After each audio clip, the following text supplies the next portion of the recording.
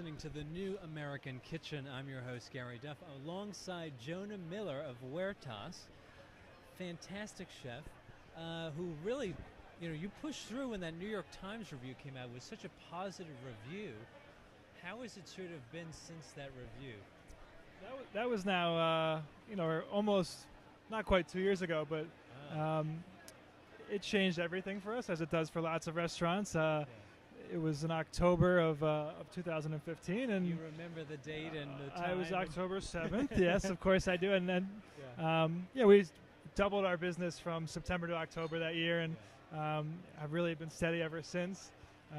Certainly for a restaurant, when you mature, now it's a challenge to make sure you're maintaining the same excitement and volume that you had. You're not the new kid on the block anymore, but we really settled into a nice groove.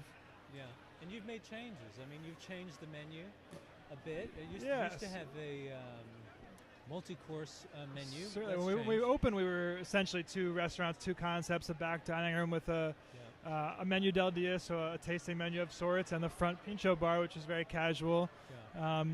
And, as you evolve, you learn about the neighborhood for one thing, and that's something you can't change. You try to fit into the neighborhood and cook for the people who are coming in. So I think we've made it a more approachable restaurant, and having that menu change every day for the first year plus, we tried so many things out, and we really found out what worked, what people were liking, and how our sort of New York twist on Spanish food, what was successful and what needed work. So that evolution kind of allowed us to put together our best menu, and it's always changing, but we're a changed and better restaurant than we were 2 years ago.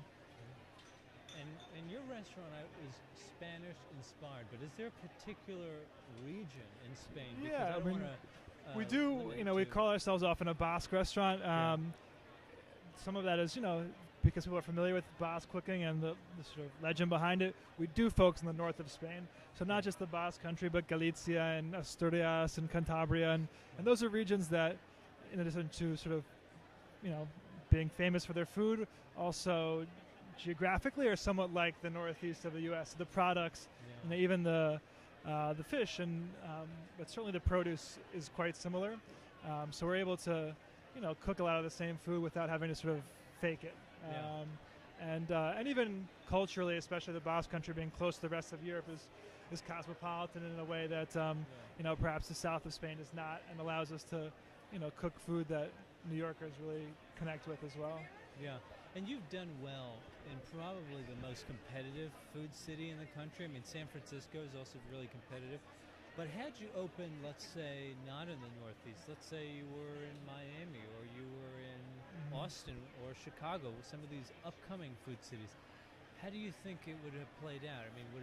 I mean, it's an interesting question. I think for me, I'm from New York, so there wasn't ever a decision or a discussion of where do I want to have a restaurant. It was the only place that I could imagine having one. But and I knew it would be difficult. But having been open for a few years now, it's even more difficult than I would have imagined. And a lot of those difficulties are based on the city. And some of it is silly bureaucratic stuff that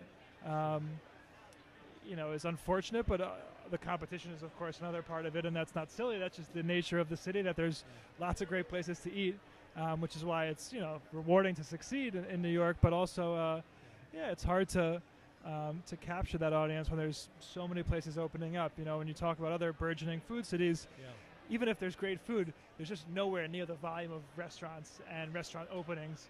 So the need to sort of try the new place, there's fewer new places to try, so it's easier to have repeat guests. So certainly I can imagine the benefits of being outside of New York. Every restaurant sort of has turnover time, or I think of some really great restaurants that have lasted a decade, and that was their decade, and then they sort of move over. Do you see yourself post Huertas? Do you see yourself thinking of the next thing now, or is the focus still Certainly Huertas? We're at a point where we've evolved, but also learned enough to set the restaurant up for success without my constant attention, I suppose. So we're at a point now where we can start considering what's next. But we're certainly not in a rush to do so. it's always been a hard business, but the climate is as hard as ever. So to just sort of haphazardly open a second place just because opportunity exists is not, is naive, I think. So we're trying to be careful with what we do next and understand that, there also is going to be more eyes on what we do next, that we've sort of pushed out one. Let's make sure we do something again. It's not just as good, it's even better, or it's different in some way. But we've kept busy with other work as well. We have a cookbook that we've been working on, and the which we don't have a writer for, so I've been writing, and I enjoy that, and it's a very different type of work. I mean, to lead a kitchen team, to be not just a manager but a coach and a mentor, sort of taps into a certain skill set. But I enjoy the sort of solitude of having to write and think about a recipe and why I want to include it, and sort of try to translate that to readers, and to then design the book, which we're also doing. I mean, we were fortunate enough and happy to get a book deal, which surprised us, but there's not a whole lot of sort of contemporary American written Spanish driven cookbooks. So I can see where there's a market for it, but at any rate our approach has been sort of different, and part of that has been the publisher saying to us, do everything. We want you to lay it out, design it, hand in a essentially finished product, and we'll print it. So it's been a big task. It's a huge task. I mean, we knew it was a big task, but it's really a huge, I mean, literally like each page laying it out with a friend who's designing it, and not having the art department at the publishing house do it. So it's great because we have control, but certainly it's exhausting. Yeah, and also risky. Yeah.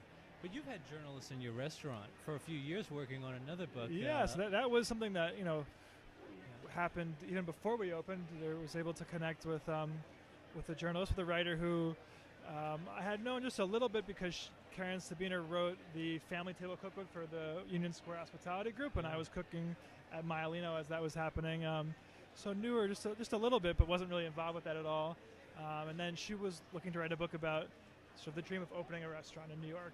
And it was right as I was trying to when I was leaving Maialino and trying to figure out how to achieve that dream. So we connected, and for many months before we even signed a lease, I was meeting with her, telling her the day-to-days of how I was attacking this dream, these goals. So she spent about a year before we opened and a year afterwards chronicling it with great detail, and it's fun for us to what I've seen of the book, to look back at moments we forget from the early services, or she was lucky enough to be in the restaurant when Pete Wells was there reviewing it. I had a chance to sit down with Pete Wells afterwards and sort of talk about that experience from both sides of it. So it's a pretty unique book, and it's detail of the process of opening a restaurant in New York, and that comes out quite soon now in September. Yeah, and I'm sure you skip to those Pete Wells pages pretty quickly to find out. Yeah, it's a rare chance to have some context from the other side of the past to hear what, because we were lucky enough, and as you see in the book, to know or to recognize him and sort of know who we were cooking for, and so that makes it more vivid, your memories of what was going out. It's not as if you found out afterwards and trying to piece back together the meal. We know exactly what was going out, what was happening, and where he was sitting, and who the server was, and so it's interesting to see, hear it from his side. Yeah, I'm excited for that book. It's going to certainly be an interesting read. Jonah Miller, is there anything that I didn't ask you that you want to tell our listeners? Well, just come by and try one of our Basque dogs, our hot dogs at our stand today. These are very big on social media. They're been our most successful social media menu item, and they're something that's never been on the menu, but always been, or not always, but for the past year, been available off the menu. And it does speak to the power of social media, because we sell quite a few without ever having them on the menu. So we're out here in the Hamptons, and outside we've got a grill set up. It's nice to not maybe be too serious about the food and just make a nice hot dog. Yeah, why not? Yeah, Jonah Miller of Huertas, thank you so much. Thanks for having me, Gary. Nice to see you. You